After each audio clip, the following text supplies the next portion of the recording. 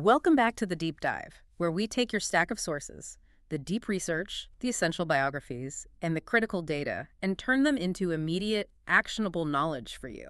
Today, we are undertaking a deep dive into an absolute titan of investing. A man whose approach really did fundamentally change the stock market forever. And not for the institutions, but for, every individual sitting at their kitchen table. We are talking about the legend, Peter Lynch. And legend is exactly the right word. It really is. I mean, we're using that word very specifically. Yeah. It's about his statistical dominance, of course, but also his lasting influence. Our mission today is really focused. We want to synthesize Peter Lynch's life, his meteoric career, and most importantly, his incredibly accessible investment philosophy. Right. We're going to pull out those specific actionable principles he developed. The goal here is for you to walk away with a complete understanding of what he called the local knowledge advantage. That's the core of it all. So Peter Lynch, born in 1944, he's an American investor, an author, a philanthropist. But his legendary status, it's really rooted in one single monumental achievement. His time managing the Fidelity Magellan Fund. Let's get right into the numbers because they're frankly hard to wrap your head around even today. They really are. The foundation of his fame rests on these staggering figures. Yeah. Lynch ran the Magellan Fund between 1977 and 1990. So a 13-year run. A 13-year run. And during that time, he achieved an average annual return of 29.2%. 29.2%. Let's really put that into perspective. That wasn't just a good number. It was absolute market domination.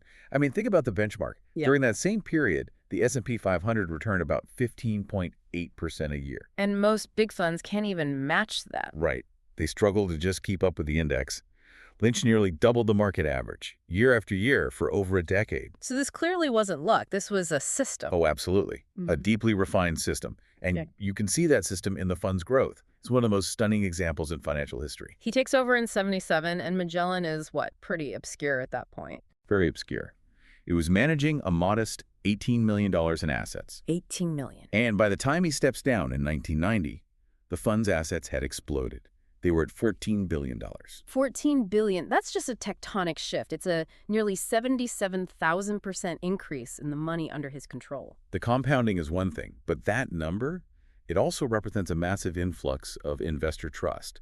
People saw that outperformance and they just poured money in. He didn't just become the best manager of his era. He basically put the Magellan Fund on the map for good. For good. I mean, as recently as 2017, people were still running the numbers and citing his run as, the best 20-year return of any mutual fund ever recorded. He was a genuine phenomenon. But you touched on something critical earlier. His fame isn't just locked away on Wall Street. He's famous because he actively democratized these really complex ideas. Yes, he was one of the first major figures to really take successful investing out of the ivory tower and put the power into the hands of the individual. That accessibility is his whole brand, really. He gave people these mental frameworks that were so easy to remember, but were also deeply strategic. And there are two pillars of that communication strategy that we have to get into right away. Okay. The first one is strategic. Invest in what you know. Which sounds simple, but it's not just, a motivational quote. Not at all. It's actually a radical proposition. He's suggesting that the average person might have an information advantage over a Wall Street professional. We'll unpack that idea of sort of information arbitrage later on. And the second pillar. The aspirational one, the 10-bagger. He coined that term. He did. He created this metric for the ultimate investment goal, an investment that returns 10 times what you paid for it. He gave investors a whole new vocabulary for success that was instantly relatable. And he didn't just keep this knowledge to himself. He wrote it all down. He codified his entire philosophy in 3 major books. His first, One Up on Wall Street, sold over 1 million copies. That laid out all the theory. Then you had Beating the Street. Right, which was more the application. He detailed a lot of his actual stock picks and, the thinking behind them. And then, crucially, he wrote Learn to Earn, which was aimed squarely at beginners, even teenagers. He was making it crystal clear that financial knowledge wasn't some inherited talent. It was a skill you could learn. A brilliant manager who is also a brilliant communicator. Absolutely. Okay, so let's unpack where this unique perspective came from, because his story, it isn't your typical Wall Street silver spoon narrative. We have to go back to his early life in Newton, Massachusetts. Yeah, this is a story that's really rooted in hardship and necessity. He was born in 1944. And the sources detail a really difficult period. His father was a math professor, and he was diagnosed with brain cancer in 1951. Peter was only 7. And his father passed away just 3 years later. That obviously forced a huge change in the family situation. A massive one. His mother had to go to work to support them. And Lynch says he had to contribute too. So from his early teens, he starts working as a caddy at the Braeburn Country Club. Carrying golf clubs to help support his family. That instills a sense of responsibility pretty early on. It does. And this is where we get one of the most surprising facts of his biography. A real story about the power of connection. The caddying job. Exactly. So his first job at Fidelity Investments as an intern in 1966 was partly because of that caddying job. Who is he caddying for? He had caddied for Fidelity's president, a man named D. George Sullivan, right there at Braeburn. So this wasn't just him sending in a resume cold. It was a connection he built over years of service and observation. It just shows you that opportunities can come from the most, local places. And get this, the caddying didn't just get him the internship. It literally funded his first huge investment win, his first real aha moment. Okay, tell us about that. So, as a sophomore at Boston College, he takes his savings, a lot of it from caddying, and he buys 100 shares of an airline. Flying Tiger Airlines. Flying Tiger. Why them? At the time, they were the world's first all-cargo airline. This was a brand new industry, really, connecting global manufacturing. He saw a simple, growing business. He bought the stock at $7 a share. And what happened? It eventually soared to $80 a share. Wow. So that's more than a 10-bagger right out of the gate. Before he even managed to fund. The profits from that one single trade helped pay for his entire education. It proved two things to him right away. First, that your own research can lead to life-changing returns. And second, that finding a simple, growing business is the path to success. Okay, let's talk about that education, because his academic background is so different from what you'd expect from a quant fund manager today. Yeah, it's not the typical path. Yeah. He graduated from Boston College in 1965, and his undergrad studies were in history, psychology, and philosophy. Philosophy. He did eventually get his MBA from Wharton in '68, so he had the traditional pedigree. But what he said about his own education is the key to his whole philosophy. What did he say? He specifically stated that his studies in philosophy and logic were, and this is a quote, more important to his career than the math or finance he studied for his MBA. That is fascinating. We need to spend a minute on that. Why philosophy and logic? Well, think about it. It's not about the spreadsheets. It's about the framework for thinking. Philosophy teaches you how to build a coherent argument and, just as important, how to spot an inconsistent one. And logic teaches you the structure of good reasoning. Exactly. So you can dismantle a faulty investment thesis. When you analyze a company, you're not just looking at numbers, you're analyzing a story, a narrative about future growth. Logic lets you see if the evidence actually supports that story. So it gave him the intellectual toolkit to question the consensus. That's it. It gave him the courage to go against the grain, which was central to his whole strategy. So with that foundation, let's trace his path at Fidelity. Okay. He's hired permanently in '69 after 2 years in the Army, and he spends years just doing deep analysis of different sectors. Not a generalist at first. Not at all. He starts with paper, chemical, and publishing. Then he moves to textiles, metals, mining. He was becoming an expert in these really tough, cyclical industries. That's often overlooked. He was learning the gritty details of businesses in capital-intensive sectors. That's a lot harder than just analyzing a popular consumer stock. It is. And that expertise prepared him for the next step. From 1974 to 1977, he was Fidelity's director of research. So he's overseeing all the analysts. Right. It gave him that management experience and a broad view across all sectors right before he took over Magellan. His career path was this very slow, deliberate climb to mastery. Which brings us to 1977. He's named head of the Fidelity Magellan Fund, and this is where the miracle run begins. Yeah. We talked about the 29.2% return, but let's talk about the logistical challenge here. How do you manage a fund that explodes from $18 million to $14 billion? The strategy must have had to change completely. It fundamentally dictated his strategy. I mean, managing $18 million, you can be really nimble. You can buy tiny, overlooked companies. Your purchase alone can move the price. But when you have $14 billion, that entire dynamic just flips on its head. It absolutely does. It's the law of large numbers. For a fund that big, you have to invest hundreds of millions of dollars into a single company just for it to, move the needle on your overall performance. You can't buy enough of a small cap stock without basically owning the whole company. Or driving the price up so high that it's not a good value anymore. This challenge is what forced him to diversify like crazy. By the end, he was holding over 1,000 individual stocks. 1,000 stocks. I mean, just think about the mental bandwidth required to track that many companies. It's incredible, and it shows how robust his methodology was. But he had this crucial freedom at the beginning because Magellan was so small. Fidelity just let him do his thing. Pretty much. They gave him a relatively unrestricted mandate. He wasn't boxed in by the usual institutional rules about market cap or sector weighting. So his strategy evolved as the fund grew. The sources say he started with big U.S. companies, but then he shifted more into small and mid-sized stocks, and even international ones. That flexibility was key. His focus was always on the individual company, not some big macro strategy. Yeah. And what really drove that massive outperformance against the S&P 500 was that focus on small and mid-cap companies. Why were those categories so important? Because they represented a market inefficiency, especially back then. The big institutional managers, they couldn't or wouldn't bother researching these smaller companies because of the size problem we just talked about. So he was fishing in a pond that the other giants couldn't even get their lines into? That's a perfect way to put it. He could take meaningful positions in these overlooked gems.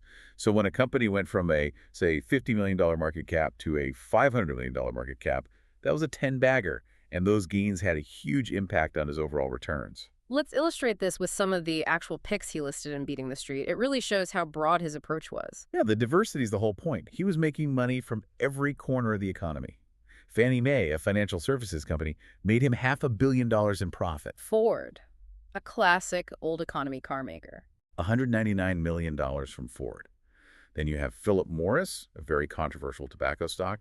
That was $111 million. You've got emerging Peck in there, too, with MCI. MCI, the early telecom giant, that brought in $92 million. And he had international exposure with Volvo. That was $79 million. And even boring sectors, right? General Electric, Lowe's. General Electric, $76 million. Lowe's, the home improvement store, $54 million.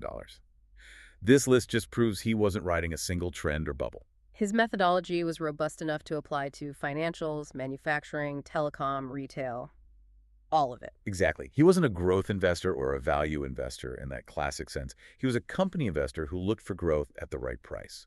And that brings us right to the core of his philosophy. Okay, let's get into the most famous and maybe the most deceptively simple part of his thinking. Invest in what you know. This is where he really brought investing to the masses. It's such a critical concept because it's all about information arbitrage for the little guy.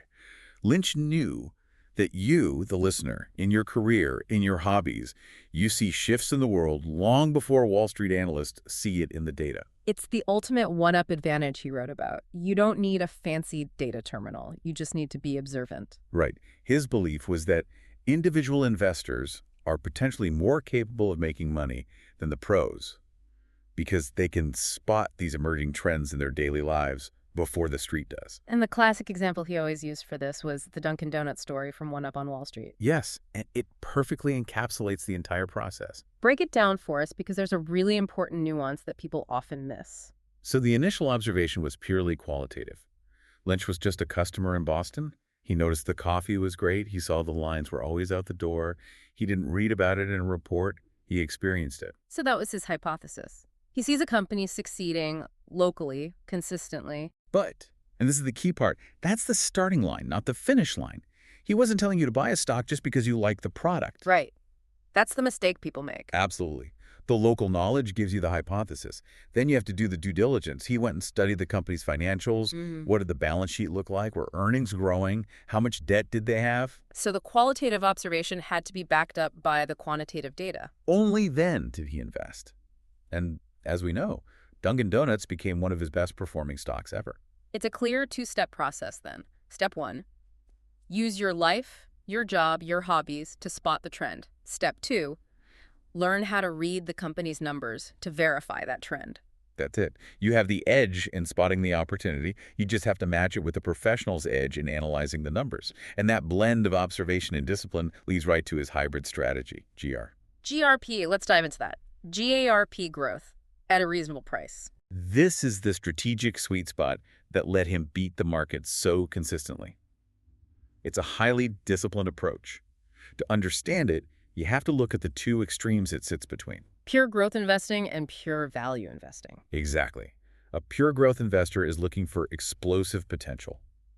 They'll often pay any price for that potential, which is risky. And a pure value investor is looking for cheap stocks. Right, but the risk there is you buy a value trap, a stock that's cheap for a very good reason, and it never goes anywhere. So Chalk ARP is the marriage of the two.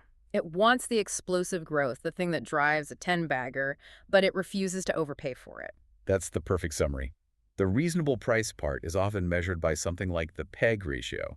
That compares a stock's price-to-earnings ratio, the PE, to its earnings growth rate. So if a company is growing earnings at, say, 20% a year. Lynch would want to pay a PE of around 20 or less. He was looking for that high-velocity growth before the rest of the market bid the price up into the stratosphere. It's a strategy that builds in a margin of safety while still hunting for those huge winners. And it has become a cornerstone of modern investing.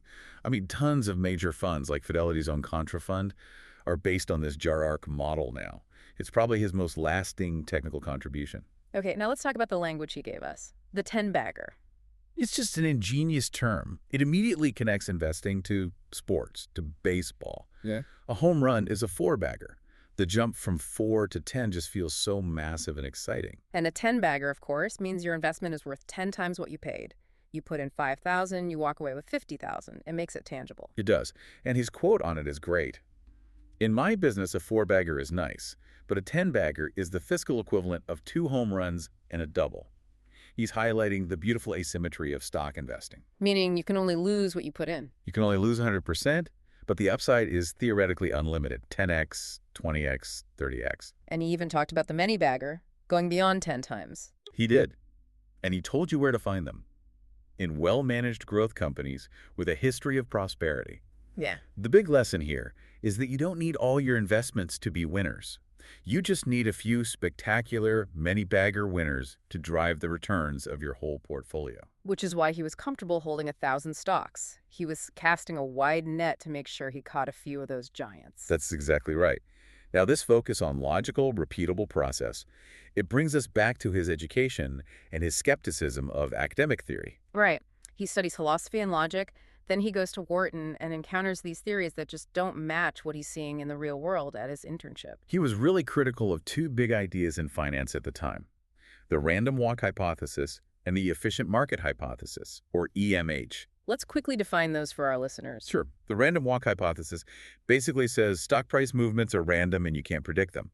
The efficient market hypothesis, or EMH, takes it a step further. It says all information is already priced into stocks, so it's impossible for anyone to consistently beat the market. So according to those theories, what Lynch was doing was impossible. It was impossible. And he saw this huge disconnect. He saw analysts at Fidelity making money every day by doing deep research. He said, and I love this quote, "It seemed to me that what was supposed to help you succeed in the investment business could only help you fail." He trusted what he saw over what the theory told him. He trusted the practitioners over the theoreticians. And that gave him the courage to buy companies that Wall Street was ignoring, or in some cases, actively rejecting. And this intellectual discipline, it also led to his very strong stance against market timing. Oh, absolutely. He saw that trying to predict the next crash is a fool's game, and it costs individual investors a fortune. People sell when they're scared, then they buy back in when they're euphoric, which is usually at the top. He had that one quote that everyone should remember. Far more money has been lost by investors preparing for corrections or trying to anticipate corrections than has been lost in the corrections themselves. It's just a powerful warning. Let your good companies do their work and ignore the noise. Exactly. He would say, when the market's going down and you buy funds wisely, at some point in the future you will be happy. The focus is always on the quality of the business, not the mood of the market. So after this incredible run, Peter Lynch steps down as fund manager in 1990. He's only 46 years old. He just walks away from this incredibly high-stress job. Now, he didn't leave Fidelity completely. He still works part-time as a vice chairman, mostly mentoring young analysts. But his primary focus shifted, right? He moved heavily into philanthropy. Decisively. And just like with his investing, his approach to giving is highly strategic. By 2006, his net worth was estimated around $352 million. So he had the capital, and he applied that same investor mindset to deploying it for good. That's the key insight. He sees philanthropy as a form of investment. He's not just writing checks. No. He's looking for ideas that can spread, that can be replicated. He's searching for a high social return on investment. You could say he's looking for the social equivalent of a 10-bagger. It's a remarkable parallel. He's looking for charities with scalable concepts and strong management, just like he looked for companies. And you can see this in the initiatives he and his late wife, Carolyn, supported through the Lynch Foundation. Give us an example of that spreading potential. Okay, two great ones. First Night. This is the non-alcoholic, arts-focused New Year's Eve festival that started in Boston. Lynch was an early backer, and that idea has since been copied in over 200 cities around the world. That's massive replication. Wow. Okay, what's the second one? City Year, a community service program for young people, also started in Boston in 1988. That model has expanded and now operates in 29 cities across the U.S. Again, it's a proven concept designed for growth. And the Lynch Foundation itself is a major vehicle for A this. huge one. As of 2013, it was valued at $125 million and had already given away $80 million in grants, focused on education, religious organizations, cultural groups, and medical research. His commitment to education really stands out, though. It does. It reflects his belief in the power of learning and thinking. He gave $10 million to Boston College, his alma mater, which named the Lynch School of Education and Human Development after his family.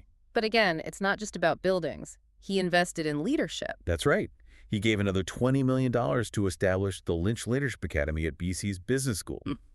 This isn't for students. It's a training program for school principals. So he's investing in the management layer of the education system. Precisely. He knows that good management is the key to success, whether it's a company or a school. By training principals, he's improving the leadership and the effectiveness of education across the board. The foundation was also an early backer of some huge names. Huge names. Teach for America, AmeriCares, Partners in Health. Again and again, you see him getting in early on high-growth, high-impact ideas. It's venture capital thinking applied to philanthropy. His work post-Magellan really proves that his analytical rigor never left. It just found a new purpose. It did. And we should mention on a personal note that this philanthropic drive was a joint effort with his wife, Carolyn. Lynch is a devout Catholic, and they co-founded the foundation together. She sadly passed away in 2015, but their joint dedication to giving back really defined his entire second act. So as we wrap up, this deep dive really paints a portrait of an investor who was extraordinary because he was so logical, not because he was, overly technical. Exactly. He applied common sense, psychological stability, and a huge amount of intellectual courage to a field that was all about complexity and exclusion. So the final summary for you, the listener, is pretty clear.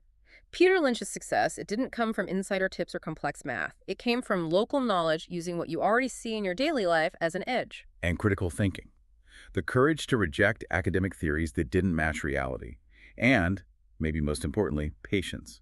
The stability to avoid the trap of market timing. His lasting impact is the proof that an individual investor with discipline and observation can absolutely outperform the pros. The information advantage is right there in front of you. You just have to be disciplined enough to see it and then do the follow-up research. He basically reminded everyone that the best investment ideas often start on Main Street, not Wall Street. He completely changed the game. Okay, so let's close with a final provocative thought for you to take away, and it goes back to his education. If Peter Lynch credited philosophy and logic, the study of how we think, as being more important to his success than finance, what does that really tell us? Does it suggest that the ability to think critically about a business narrative, to spot the flaw in the story, is ultimately a more powerful skill than just tracking the financial metrics? And if that intellectual framework for making decisions is the real key, it means that every observation you make in your career, in your hobbies, on your commute, is a potential investment opportunity waiting to be found. Which leads to our challenge for you. Start applying the invest in what you know principle right now. What are you currently overlooking in your daily life? What product, what service, what local business could be the basis for your future 10-bagger? The research is all around you if you just choose to see it. That is the enduring challenge Peter Lynch left for all of us. Find your edge and trust your logic. Thanks for joining us for the deep dive. We'll see you next time.